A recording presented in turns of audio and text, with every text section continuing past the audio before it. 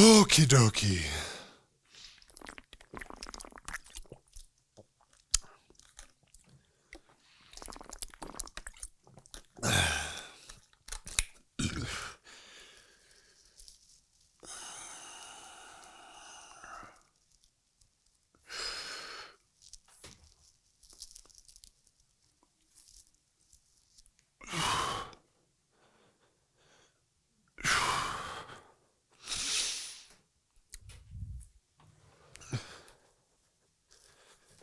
Okay, I'm going again.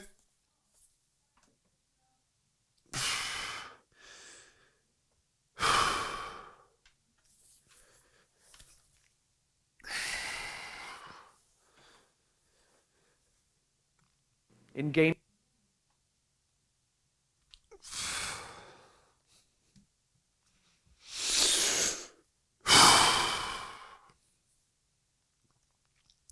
Yep. What's up, jabronis and all my other homies? Hey, choo. Ayo, what's up, jabronis and all my other homies? It's Bassafras here with Conscious Crypto to talk about the most pivotal change in my mindset that has absolutely transformed my trading, the way I see and live my life. And it's all based on this belief that can be paralleled by what Simon Sinek says about infinite game theory. So I want to just go right into the juice, baby, and dropping bombs.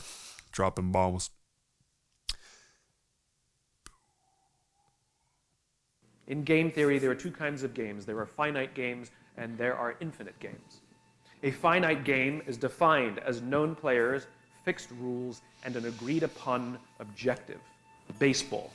We all agree what the rules are, and at the end of 9 innings, whoever has more runs, we declare the winner and the game is over. No one ever says, wait, if we can just play 3 more innings, I know we can come back and win. Doesn't happen. Right? You have winners and you have losers. Right? Then there's an infinite game. An infinite game is defined as known and unknown players. The rules are changeable, and the objective is to keep the game in play, to perpetuate the game. When you pit a finite player versus a finite player, the system is stable. Baseball is stable. When you pit an infinite player versus an infinite player, the system is also stable. The Cold War was stable because there can be no winners and losers. It doesn't exist. That's not a scenario we want. And so you keep the game in play to keep it stable. And in an infinite game, because there are no winners or losers, what happens is players drop out when they run out of the will or the resources to play. Ooh. If you are a trader, if you're a pro trader, full-time trader, or a successful trader, you will know the importance of what he just spoke to. If you lose the resources or the will to play, you're not gonna play and you will drop out. So switching from a finite mindset to an infinite mindset allows you to recognize the game is about managing your resources. And the will part of it is also a resource. There's monetary capital, there's mental capital, and there's even emotional capital. And if you ever been on the losing streak, you know that all of that capital is chipped away at. All of that capital gets depleted. Not just your monetary capital, but your physiological and emotional and mental capital gets drained.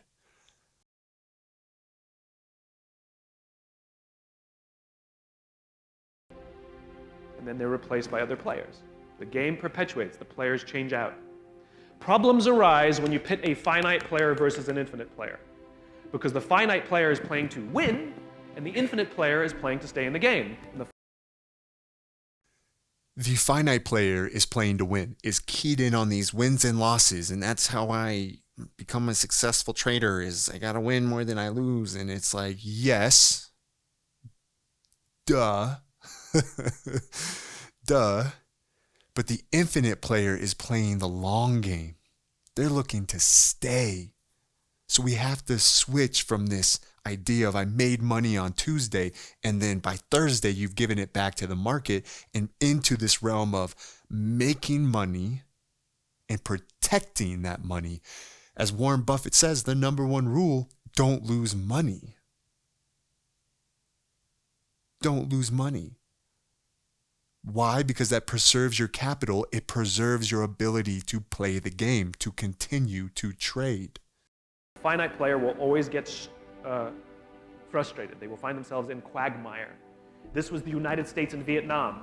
We were fighting to win. They were fighting for their lives. The frustration that arises from losses drains that mental and that emotional capital. It drains it probably more than your financial capital. Now, we've all been in that situation where we've lost and we wanted to win. But then in that situation, you're not actually trading because your trading is a business and those losses are business expenses. We'll come right back to that. Game of business is, by its very definition, an infinite game. It has pre-existed before every single company on this planet ever existed, and it will outlast every single company on this planet. But if you listen to the words of most companies, they don't know the game they're in. You can't make strategic decisions. Let me give you a true story. Radically changes the kind. Wall Street's in the business of making the quarter founder of Costco to stay in the game. Jim Senegal, the founder of Costco, says Wall Street's in the business of making the quarter of the year. We're in the business of building a company for the next 50 years. That highlights it perfectly. Your trading is a business, right? You have revenue or profit, and you have expenses or losses. And your goal, to even stick around, to even truly be a business that makes it past its first year, first 5 years, you have to make more than you spend. And some companies, Amazon was a perfect example of, drawing enough investment to where they didn't have to be profitable. But essentially, you need more money coming in than you have going out.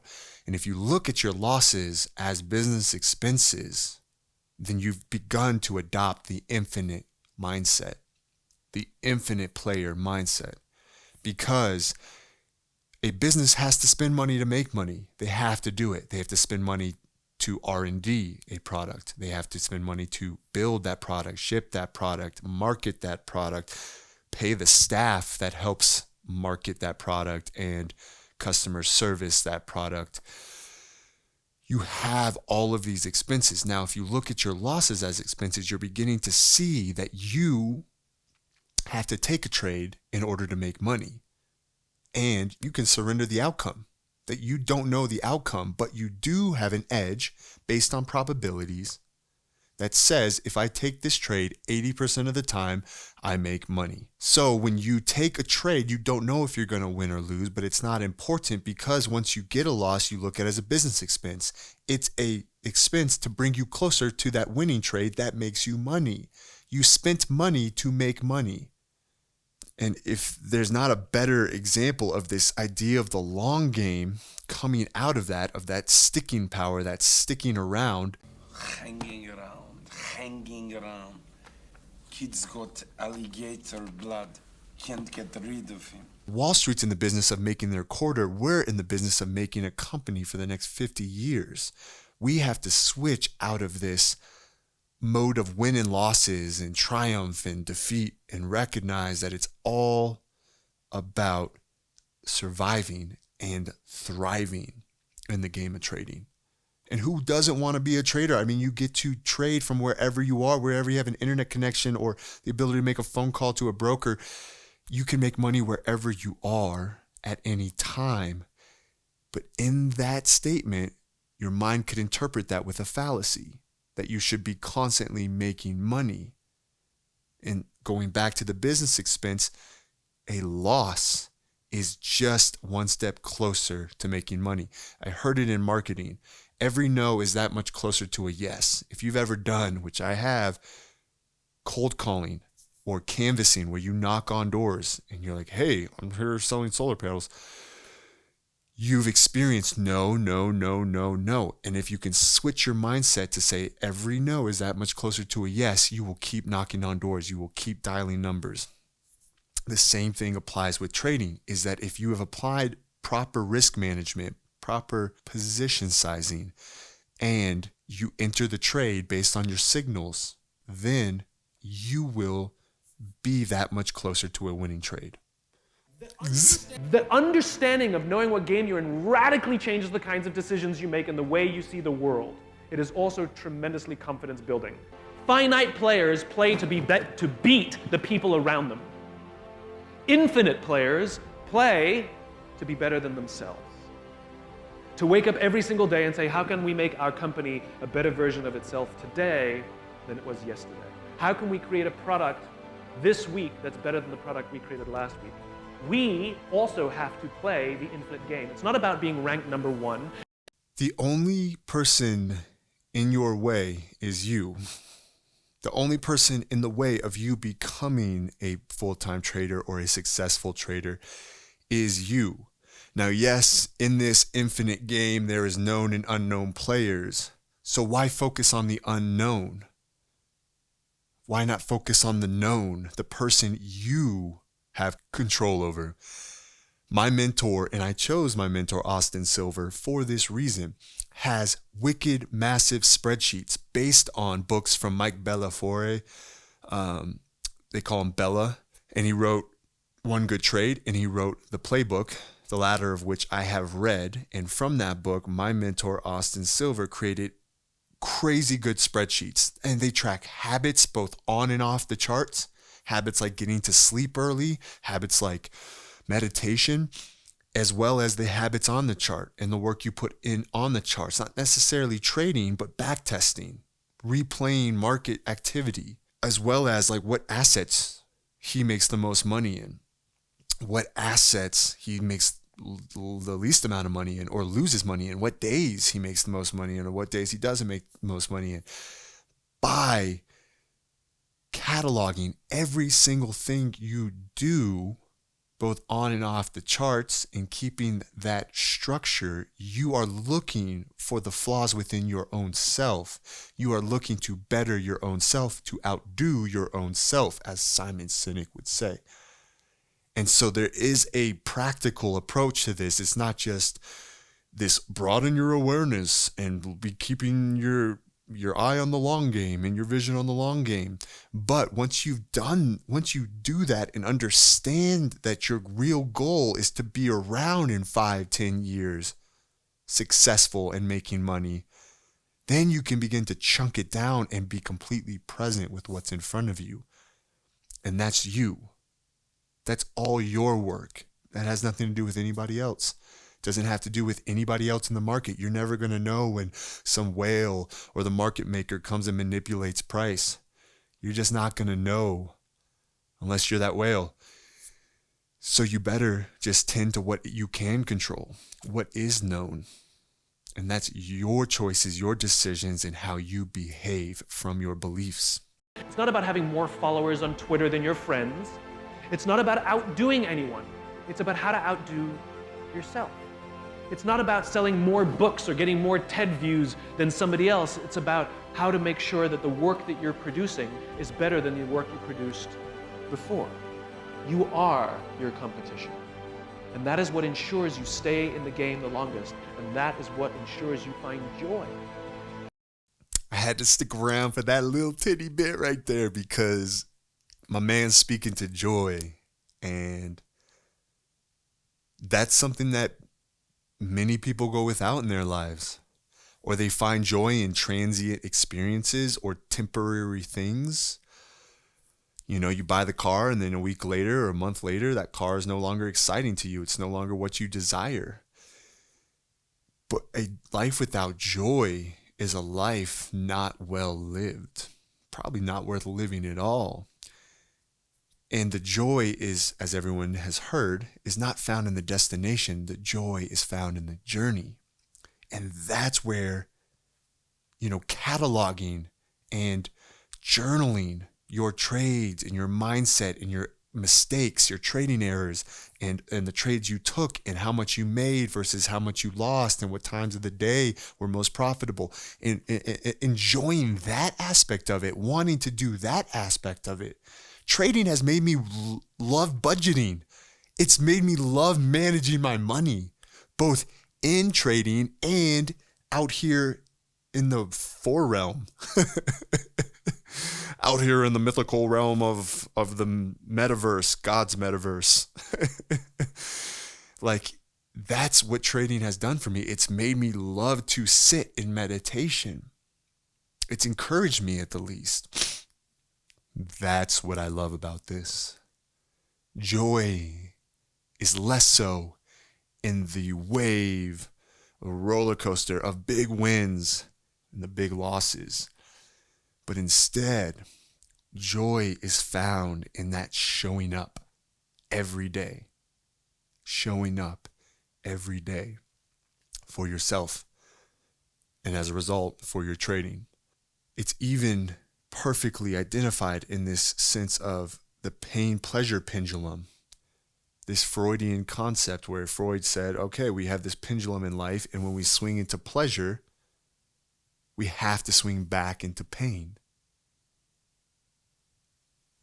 Dr. Anna Lembke, in her book Dopamine Nation, highlights it in what's called the opponent process reaction, where pain and pleasure are co-located in the brain, and the opponent process reaction is like a seesaw, where when you go into pleasure, you have to come into pain. Think of The Hangover. Think of a weekend in Vegas. You go major pleasure, where you're going to have to come back into pain.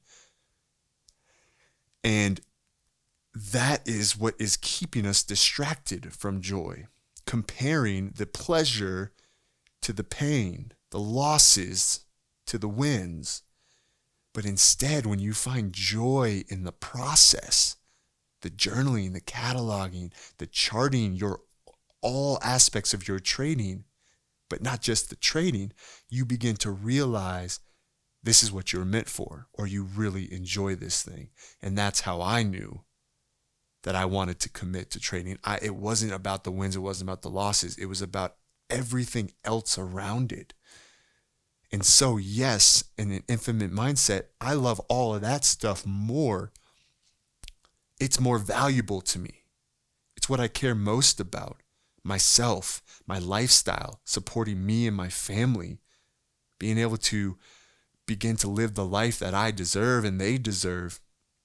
That motivates me to, again, monitor my budget weekly, to look into other financial instruments to promote financial longevity, because I'm no longer trying to get rich quick or trying to make back what I lost on Monday when I trade on Tuesday. Instead, I am patient and I am looking at the long game. So now I really look at my trading over a month. And I'm a swing trader. It's different for everybody, but I essentially get so patient because I essentially pay for what I need to pay for up front, so that entire month there's no financial burdens on me, and I can lose if I need to lose, and then wait for my optimal setups because I know I will make it back and then some. That's the infinite. That's how the infinite game theory or the infinite player has played out in me. That's it. I don't even want to go any further because that's as much wisdom as I can drop from my own personal experience. I hope it shed a little light on you, because that's what I got today. So, hey, if you like, then like, subscribe, tick the little bell, or don't do any of that, because I'm going to keep doing what I do because I loves it. So you can do whatever you want to do, but I'm going to do what I love to do. Conscious crypto, check it out. Oh, yes.